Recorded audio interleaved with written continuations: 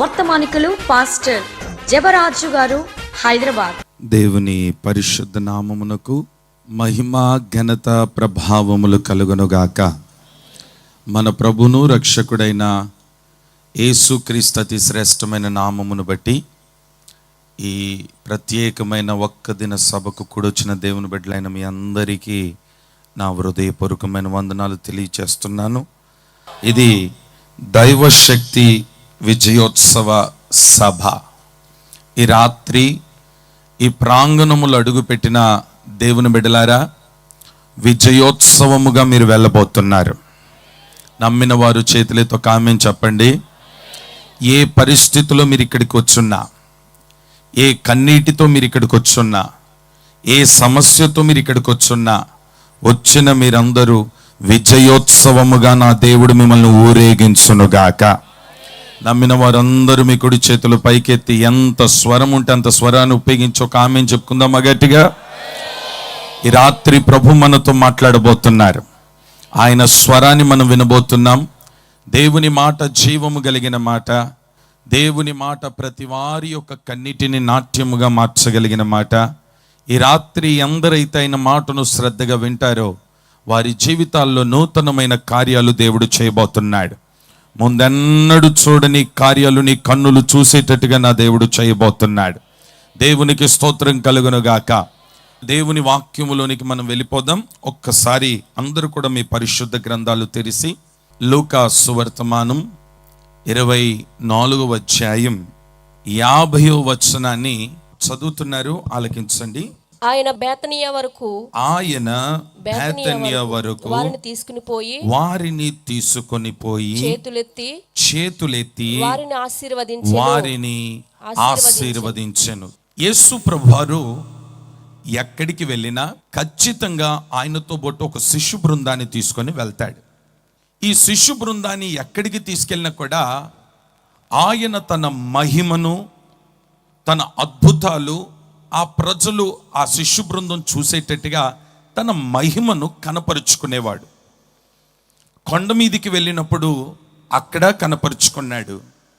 ఒలీవల పర్వతం మీద కనపరుచుకున్నాడు. అలా అనేక చోట ఈ శిష్యు బృందానికి తన మహిమను కనపరుచుకునేవాడు. ఒకసారి బేతన్యా అనే ఒక గ్రామానికి యేసు ప్రభువారు ఆ గ్రామానికి వెళ్ళడం జరిగింది. ఎప్పుడైతే యేసు ప్రభువారు ఆ గ్రామానికి వెళ్ళినాడో ఆయనతో పాటు కొందరు బయలుదేరినారు. శిష్యు బృందం వెళ్ళింది. ఆ ప్రాంత ప్రజలు ఉన్నారు, ఆ గ్రామంలో ఉన్నవారు ఉన్నారు. అందరూ ఒక్క చోట కూడుకున్నారు. అక్కడ చేసిన ఒక గొప్ప కార్యం ఏంటంటే, బేతన్యా అనే గ్రామంలో ఆయన వారి వైపు చేతులెత్తి వారిని ఆశీర్వదించున్నాడు. ఆమెన్ చెప్తారా గట్టిగా? ఈ రాత్రి నిన్ను ఈ ప్రాంతానికి, ఈ యొక్క గ్రామానికి ఆయన నేను ఎందుకు తొడుకొని వచ్చున్నాడంటే, ఈ ఒక్క దిన సభలో ఆయన తన చేతులెత్తున్నాడు. నిన్ను, నీ కుటుంబాన్ని, నిన్ను, నీ పిల్లలను, నిన్ను, నీ పరిచర్యను, నిన్ను, నీ పాడి పంటలను, నీ కలిగిన వ్యాపారాన్ని, నీ కలిగిన వ్యవసాయాన్ని ఆశీర్వదించుటకు ఆయన చేతులెత్తున్నాడు. ఎంతమందికి ఆశీర్వాదం కావాలో చేతులెత్తో కామెంట్ చెప్పండి గట్టిగా. ఈ రాత్రి చేతులెత్తిన దేవుడు నిన్ను ఆశీర్వదించునుగాక. చేతులెత్తిన దేవుడు నీ కుటుంబాన్ని దీవించునుగాక. చేతులెత్తిన దేవుడు నీ పాడి పంటలను ఆశీర్వదించునుగాక. నీ పరిచర్యను ఆశీర్వదించునుగాక. నీ సేవను ఆశీర్వదించునుగాక. నీ కష్టార్జితాన్ని ఆశీర్వదించునుగాక. నీ కుటుంబాన్ని ఆశీర్వదించునుగాక. ఇప్పుడు ఆయన నేను ఎక్కడికి తోడుకొని వచ్చున్నాడో తెలుసా? బేతన్యా అనే గ్రామానికి తీసుకొని వచ్చున్నాడు. ఈ గ్రామానికి నిన్ను తీసుకొని వచ్చాయని అంటాడు, నేను నా చేతులు ఎత్తున్నాను నిన్ను ఆశీర్వదించడానికి. ఈ రాత్రి భయంకరమైన శాపపు కట్లతో, బంధకాలతో, భయంకరమైన సంఖ్యలతో, భయంకరమైన కన్నీటితో, దుఃఖముతో, వేదనతో ఓడిపోయిన స్థితిలో ఓటమి పాలైపోయి ఒకవేళ ఇక్కడికి వచ్చుంటే ఈ రాత్రి ప్రభు నీతో మాట్లాడుతున్నాడు. నీ ఓటమిని, నీ ఓడిపోయిన పరిస్థితిని, నీ కన్నీటిని, నీ నష్టాన్ని చూసిన దేవుడు ఈ రాత్రి నీ కట్లను విప్పి ఆయన చేతులెత్తి నేను ఆశీర్వదించబోతున్నాడు. స్తోత్రం చెప్దామా గట్టిగా? హల్లెలూయా. మీకు కొన్ని విషయాలు చెప్తాను, శ్రద్ధగా దేవుని మాటలు వినండి. బేతన్య అనే గ్రామమునకు వచ్చి చేతులెత్తి ఆశీర్వదించినట్లుగా మనం చదువుకున్నాం. ఇంతకీ బేతన్యలో ఏమేమి జరిగినాయి అనే కొన్ని విషయాలు మీకు కొన్ని చెప్తాను, జాగ్రత్తగా వినండి. ఒకసారి యేసు ప్రభువారు బేతన్య అనే గ్రామానికి వెళ్ళి ఆ గ్రామానికి వచ్చిన తర్వాత ఒక ఇద్దరు శిష్యులను, ఒక ఇద్దరిని పిలిచి, ఇదిగో ఈ పక్కన ఊర్లో, ఈ పక్క గ్రామంలో ఒక ఇంటి వాకిట దగ్గర ఒక గాడిద కట్టబడి ఉంది. కట్టబడిన గాడిదను విప్పుకొని నా యొద్దకు తీసుకొని రండి. ఎవరైనా ఈ గాడిద ఎవరికి, మీరు ఎవరు, ఎక్కడికి అని అడిగితే ఒకే ఒక మాట చెప్పండి, ఇది నా ప్రభువునకు కావలసి ఉన్నది. ఈ ఒక్క మాట చెప్పి ఆ ఇద్దరు శిష్యులను ఆ గాడిద యొద్దకు పంపించున్నాడు. జాగ్రత్తగా వినండి. ఈ ఇద్దరు శిష్యులు ఆ ఇంటి వాకిటి దగ్గర ఉన్న గాడిద దగ్గరికి వెళ్తే ఆ గాడిదట ఆ ఇంటి వాకిట కట్టబడి ఉన్నది. దాని పేరేంటంటే కట్టబడిన గాడిద. చెప్పండి అందరు, ఏ గాడిద అది?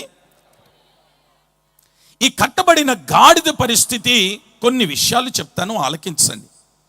ఒక ఇంట వాకిట కట్టబడింది గాడిద. ఈ గాడిదకు ఒక స్వేచ్ఛ లేదు, ఈ గాడిదకు ఒక స్వాతంత్రం లేదు, ఈ గాడిదకు ఒక సంతోషం లేదు, ఈ గాడిదకు ఒక ఆనందం లేదు.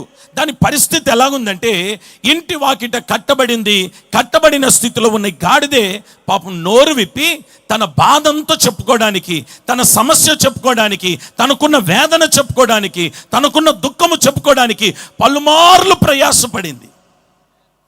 ఆ దారిని వెళ్తుంటా ఉంటే ఆ వెళ్ళేవారిని చూసి నోరు విప్పి తన భాషలో చెప్పుకోవడానికి గట్టి గట్టిగా కేకలు పెడితే వాళ్ళు ఏమన్నారో తెలుసా? ఏయ్ గాడిదే, నోర్మై, పనికి మాలిందానా, ఏయ్ ఛీ అన్నవారు చాలామంది.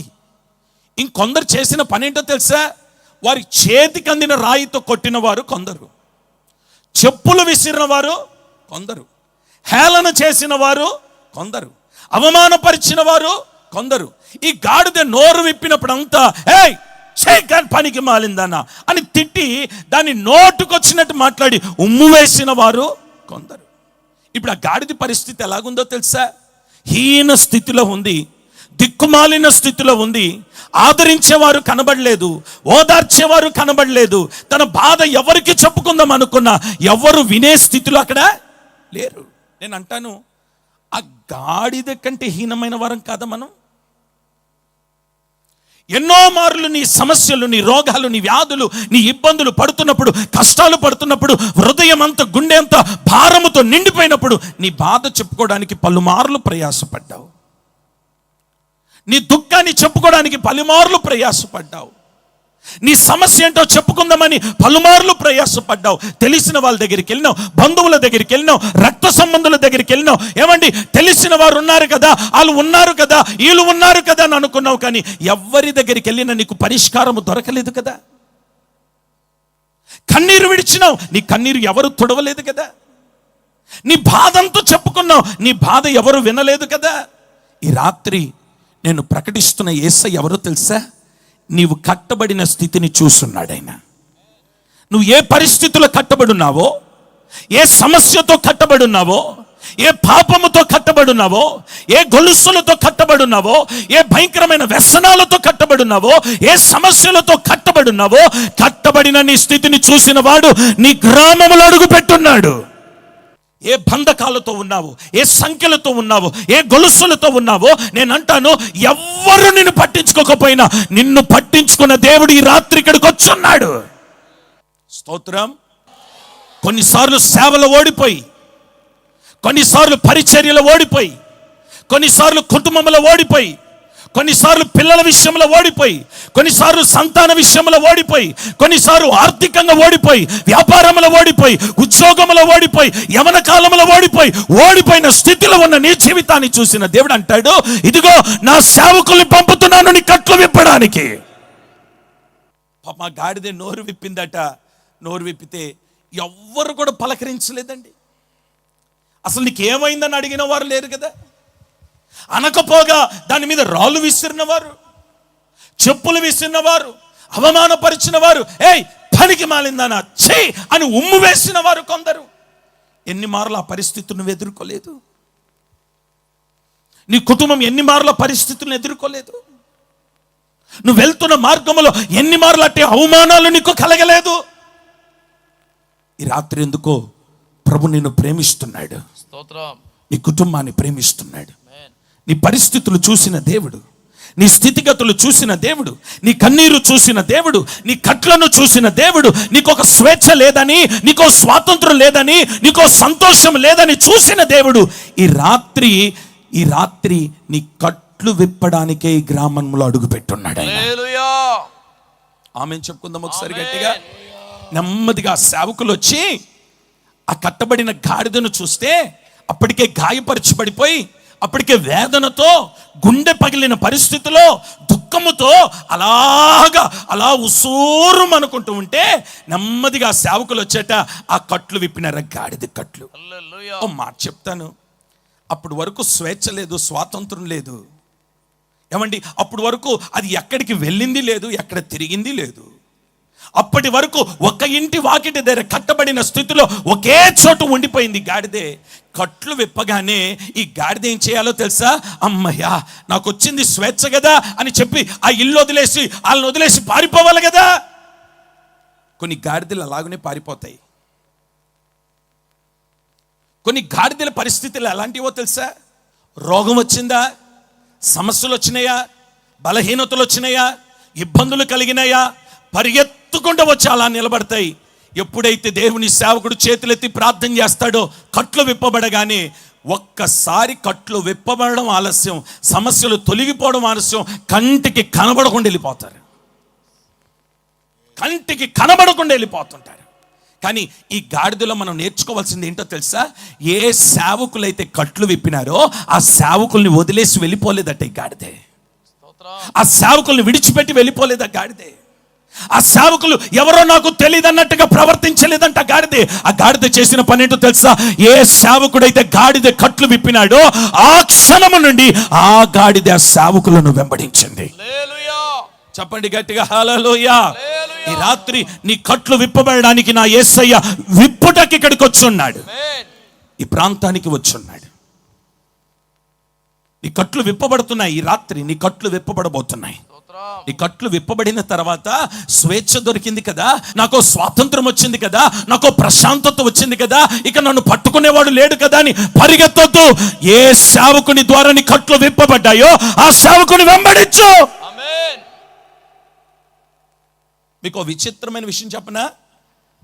సేవకుల్ని వెంబడించిందంటే ఈ గాడిదే.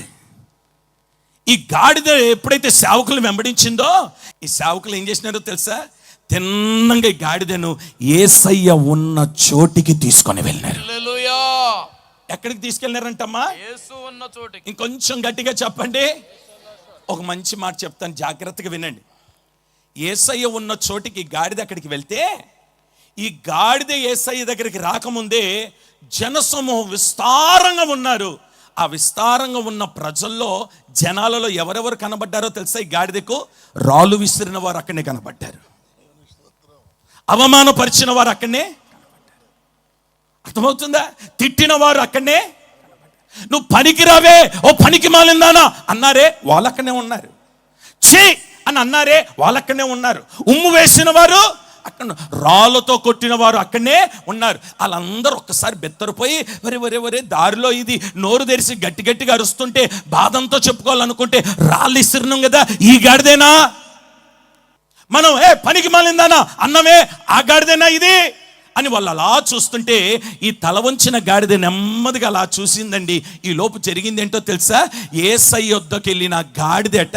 ఆ గాడిద ఎప్పుడైతే అక్కడ నిలబడిందో ఆ ప్రజలందరూ ఆ గాడిద దగ్గరికి వచ్చి దానికి కలిగిన అవమానం, దానికి కలిగిన గాయం, దాని శరీరం మీద ఉన్న ఆ భయంకరమైన కట్లు కప్పి వెయ్యుటకు వారు ఒక వస్త్రమును ఆ గాడిద మీద కప్పి ఉన్నారు.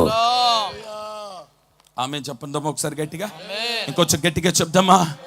ఇంకొంచెం గట్టిగా చెప్దామా? ఈ రాత్రి ఏ అవమానముతో, ఏ యొక్క కట్లతో, ఏ యొక్క దెబ్బలతో నీ శరీరము గాయమైందో, నీ మనస్సు గాయమైందో, నీ హృదయము గాయమైందో, నీ పరిస్థితుల్లో ఏ ఏ విషయాలను గాయపరచబడ్డావో యేసయ్య యొద్దకు రాగలిగితే మొట్టమొదటిగా నీ గాయములు కప్పుటకు ఆయన ఒక ప్రశస్తమైన వస్త్రమును నీ మీద కప్పబోతున్నాడు. హల్లెలూయా. చెప్పండి గట్టిగా, ఇంకొంచెం గట్టిగా. ఈరోజు నువ్వు వచ్చిన స్థలం ఎక్కడో తెలుసా? యేసయ్య యొద్దకు వచ్చున్నావు. నీ గాయములు కప్పుటకు ఒక వస్త్రమును కప్పుటకు ఆయన సిద్ధంగా ఉన్నాడు. నీ కలిగిన అవమానం, నీ శరీరానికి, నీ హృదయానికి అయిన గాయాలు, నీ మనస్సుకు అయిన గాయాలు, నీ సంఘానికి, నీ పరిచర్యకైన గాయాలు కట్టుటకు, కప్పుటకు ఆయన ఒక వస్త్రాన్ని కప్పినాడండి.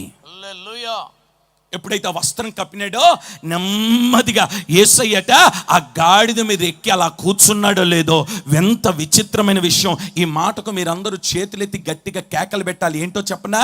యేసయ్య గాడిద ఎక్కి కూర్చోగానే తిట్టిన వారు, అవమానపరిచిన వారు, హేళన చేసిన వారు ఏమని పాడుతున్నారో తెలుసా?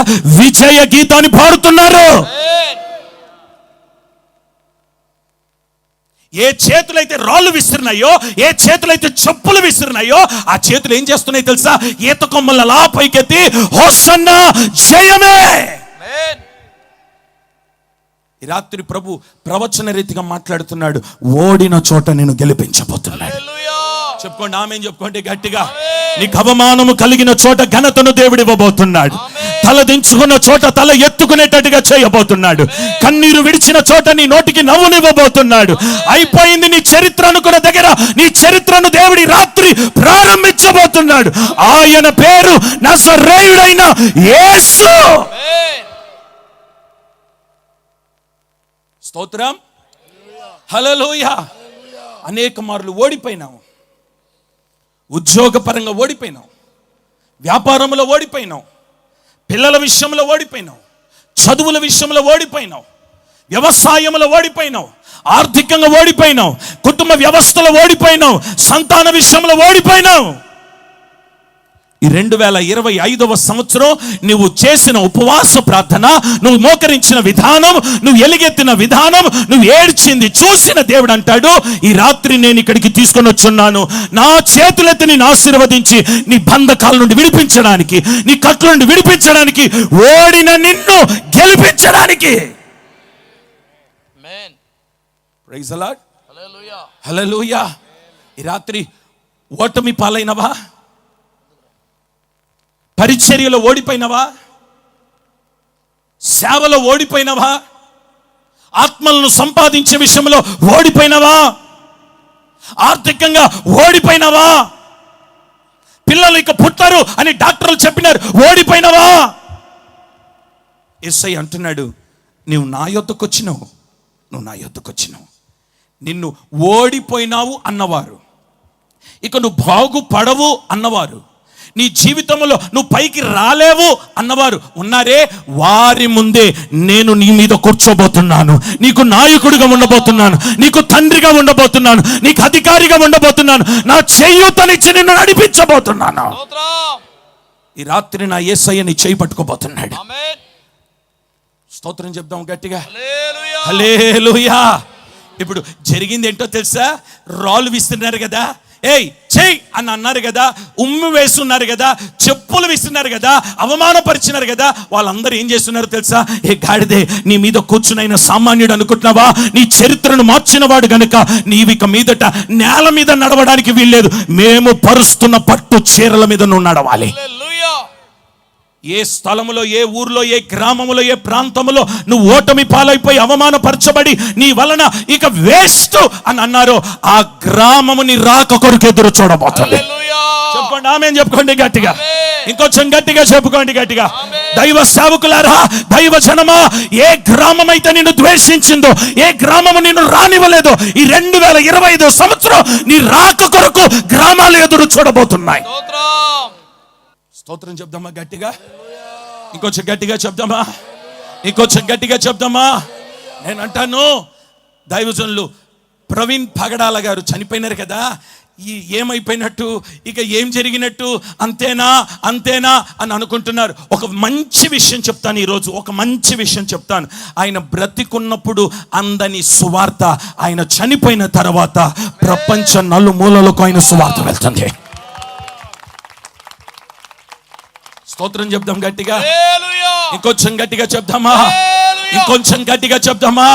నేను అంటాను, ఆయన బ్రతికుంటే ఇంత బహాటముగా ఆయన సువార్తను ప్రకటించడానికి అవకాశం ఇవ్వకపోవచ్చునేమో, కానీ ఇప్పుడు ఆయన చనిపోయిన తర్వాత ఎవ్వడు ఆపలేనంత మరి అంత వేగవంతముగా పరిగెడుతుంది ఆయన సువార్త. ఆవగింజ చస్తే తప్ప అది, ఇప్పుడు అది చచ్చింది, మొలకెత్తింది. ఆయన కాచిన రక్తం వ్యర్థమైపోద్ది అనుకుంటున్నారా? కొన్ని కోట్ల మంది సేవకులు ఈ ప్రపంచంలో లేకపోతున్నారు. Praise the lord. నేను అంటాను, ఆయన బ్రతికున్నప్పుడు ఆయన సువార్త క్రైస్తవులు మాత్రమే విన్నారు, ఇప్పుడు అన్యులు కూడా వింటున్నారు. వింటున్నారా, వినట్లేదా? ఇంకొంచెం గట్టిగా చెప్పండి. నేను అంటాను, ఆ గాడిద ఎవరిని మోసిందో తెలుసా? యేసయ్యను మోసింది. రాళ్లతో కొట్టబడిన గాడిదే ఇప్పుడు యేసయ్యను మోసింది గాడిదే కనుక ఆ గాడిదకు పట్టు చీరలతో వేసి, గాడిదే నువ్వు కింద నడవద్దు, నీ కాలుకు మట్టి తగలొద్దు, నువ్వు చీరల మీద నడవాలా. ఇంకో విచిత్రమైన విషయం చెప్తాను వినండి.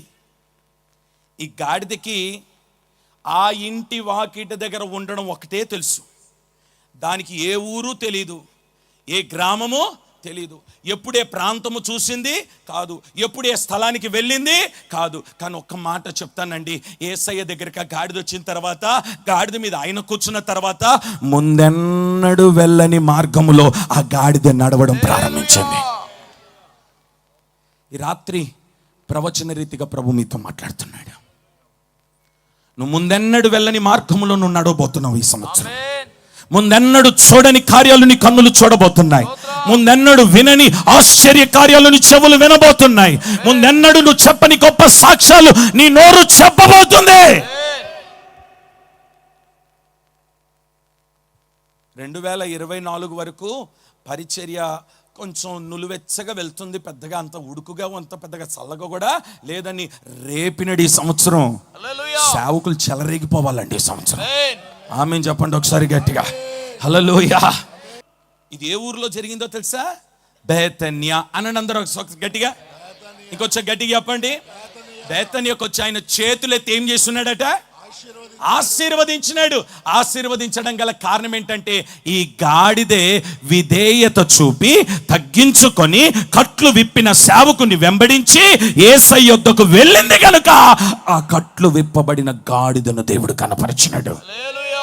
ఈ రాత్రి ఆ విధేయత నీలో ఉంటే, ఆ లోబడే స్వభావం నీలో ఉంటే, ఏమండి దేవుని పాదాలు పట్టుకోవడానికి ఇష్టపడగలిగితే, యేసయ్య యొద్దకు రావడానికి ఇష్టపడగలిగితే, నీ సేవకుని నువ్వు వెంబడించగలిగితే, నీ సేవకుడు చెప్పినట్టుగా నువ్వు లోబడగలిగితే, నీ విధేయతను బట్టి దేవుడు నిన్ను ఘనపరచునుగాక. చెప్దామా ఆమేన్ చెప్దామా గట్టిగా. అబ్రహమా, నీ ఇంటిని, ఇదిగో నీ వ్యాపారాన్ని, నీ ఊరిని, నీ ప్రాంతాన్ని విడిచిపెట్టొచ్చాయి. నేను అంటాను, విడిచిపెట్టి వచ్చేయమని చెప్పినప్పుడు ఇంతకుముందు ఆయన ఎప్పుడైనా నేను చూసుంటాడా? ఎప్పుడైనా ఆయన స్వరం అని ఈయనకు తెలుసా? నేను అంటాను, ఎవరో తెలీదు, ముక్కు మొహం తెలీదు, ఈయన దేవుడా కాదనే విషయం కూడా ఆయనకి తెలీదు. ఒక్క మాట, పిలుపునకు లోబడి, అంతే. పిలుపునకు ఒకే మాట, నువ్వు ఎవరువయ్యా, అసలు నన్నెందుకు పిలుస్తున్నావు, అసలు నీ స్వరం ఏంటి, ఇంతకుముందు నేను ఎప్పుడు చూడలేదు కదా అనాలి కదా. ఏం మాట్లాడు, ఆయన పిలుపునకు లోబడి అన్నిటిని విడిచిపెట్టి విధేయత చూపి వెంబడించినాడు అబ్రహాము. ఇంకో మాట చెప్పనా? తూర్పు, పడమట, ఉత్తర, దక్షిణ నిన్ను నేను వ్యాపిస్తాను. ఓకే, మాట్లాడేటైనా ఎవరో తెలీదు, నిన్ను దీవిస్తాను. ఓకే, ఇదిగో నీ భార్య అయిన సారాయి మాట ఖచ్చితంగా నువ్వు వినాలి ఈ హాగర్ విషయంలో అన్నాడు. ఓకే అన్నాడు. ఇంకో మాట చెప్పనా? అన్నిటికీ విధేయత చూపినాడు. కుమారుడు పుట్టినాడు ఇస్సాకు. బ్రహ్మాండమైన ఫంక్షన్ చేస్తున్నాడు. చేసి అందరికీ, నేను అంటాను ఒక్కరోజు భోజనం కాదు అది, కొన్ని నెలల భోజనాలు పెట్టినాడు. పెట్టి ప్రశాంతంగా కూర్చేసుకొని అమ్మయ్యా అని అలా రిలాక్స్ అవుతుంటే మరలా దేవుడు వచ్చి అంటాడు, అబ్రహమా, నీవు ఏకైక కుమారుడు ఉన్నాడు, నువ్వు అధికంగా ప్రేమిస్తున్న కుమారుడు ఉన్నాడే, అతన్ని తీసుకొని వచ్చి ఇదిగో మోరియా పర్వతం మీద నాకు బలిస్తావా అని అంటే ఈయన ఏమనాలా, అయ్యా ఒకసారి మా మేడంని కొద్దిగా ఆలోచన చేసుకోవడానికి టైము కదా. ఆ మాట అనడం ఆలస్యం. ఒక్క సెకండ్ కూడా ఆయన మైండ్లో లేదు, కాదు, ఆలోచిస్తాననే మాట రాకుండా ఒకే మాట, ఓకే. అదండి విధేయత, అదండి విధేయత. ప్రైజ్ ది లార్డ్, హల్లెలూయా. వెంటనే ఆ కుమారుని ఇవ్వడానికి ఏమండి తీసుకొని వెళ్ళిపోతున్నాడు. ఓ మాట చెప్తాను, మరి అబ్రహాంతో చెప్పిన దేవుడు మరి వెంటనే అబ్రహాం ఏం చేయాలి, కట్టుకున్న భార్య కదా, మరి భార్య దగ్గరికి వెళ్ళి ఏమమ్మా సారమ్మా, మరి ఈ దేవుడు ఆ పిల్లోని మన పిల్లోని ఇవ్వమంటున్నాడు, ఏమంటావు అని కానీ అడిగితే ఆ ముసలిది ఏమనేదో తెలుసా, ఏ ముసలోడా మతి తప్పిన మాటలు మాట్లాడు నరమే, ఇచ్చినోడు అడుగుతాడా మరలా అంటదనే సంగతి అబ్రహాం గారికి ముందే ఎవరికేం చెప్పలేదు. పిల్లోని తీసుకున్నాడు, గాడిద గంత కట్టినాడు, ఏమండి పుల్లలు తీసుకున్నాడు, నెమ్మదిగా వెళ్ళిపోయినాడు. వెళ్ళిపోయి ఆ కిందునోళ్ళతో ఒక మాట అన్నాడు, మేము వెళ్ళి ఆయనకు బలిపీఠం కట్టి దేవునికి బలర్పించి మరలా తిరిగి వచ్చేదము అన్నాడా, వచ్చేదను అన్నాడా? అదండి విశ్వాసం. ఇద్దరం వెళ్తున్నాం, మళ్ళా వస్తాం. అరే ఈయన తీసుకొని వెళ్ళి బలిపీఠం మీద పెట్టిన తర్వాత ఇద్దరు ఎందుకు వస్తారు, ఒకటే కదా రావాలా? ఈయన గొప్ప విశ్వాసం ఏంటో తెలుసా, ఇచ్చినవాడు ఆయనే, అడిగినవాడు ఆయనే, మరలా ఇవ్వబోయేది కూడా ఆయనే. వెళ్ళిపోయినాడు అంతే. దారిలో పోతుంటే డాడీ పుల్లలు ఉన్నాయి, ధూపం ఉంది, అన్నీ ఉన్నాయి, బలి పశువు ఏది డాడీ అని అంటే, కొడకా నీకెందుకురా అన్నీ, యెహోవా ఈరే అని చూసుకుంటాడు, పదా వెళ్ళిపోయినాడు. ఓ మాట చెప్తాను, ఈయన విధేయత ఇంత గొప్పదైతే ఆల కొడుకు విధేయత ఎలాంటిదో చెప్పనా? ఏమంటే బలిపీఠం అంతా కట్టిన తర్వాత చిన్న బుడ్డోడేం కాదు, యవనస్తుడు ఇస్సాకు. బలిపీఠం మీద పెట్టేటప్పుడు యవనస్తుడు ఇస్సాకు ఒక యవనస్తుడు. ఏమండి యవనస్తుని ఎత్తి పడుకోబెట్టగలడా తండ్రి? పడుకోబెట్టలేడు కదా. ఈ కుమారుడు చేసిన పన్నెండు తెలుసా, నానా నువ్వేరా బలి పశువి అనగానే రెండు చేతులు తండ్రికి ఇచ్చేసి కట్టుకో అన్నాడు. కట్టిన తర్వాత నెమ్మదిగా ఇతనే ఎక్కి బలిపీఠం పది పడుకున్నాడు. అదొక విధేయత. ఈ రెండు విధేయతలు చూసిన దేవుడట, నేను అంటాను, ఈయన పర్వతము ఎక్కక ముందే ముళ్ళ పొదల్లో ఒక పొట్టేలను ఆయన దాచిపెట్టి ఉన్నాడు. గల కారణం ఇతని విధేయత. ఈరోజు ఆ గాడిద విధేయత చూపబట్టే కదా అంత ఘనత వచ్చింది. ఈరోజు నీలో ఆ విధేయత ఉందా? ఇప్పుడు ఆ విధేయత చూసిన దేవుడు అంటాడు అబ్రహాముతో, అబ్రహమా ఇదిగో నేను ఆకాశ నక్షత్రముల వలెను, ఇసుక రేణువుల వలెను నిన్ను నీ సంతానాన్ని నేను అభివృద్ధిపరుస్తాను. ఈరోజు ఆ ఆశీర్వాదం నువ్వు పొందాలని అనుకుంటే మొట్టమొదటిగా నువ్వు నేర్చుకోవాల్సింది బేతన్య అనుభవంలో విధేయతను నీవు నేర్చుకొందువుగాక. చెప్దామా ఆమేన్ అని చెప్దామా గట్టిగా, హల్లెలూయా.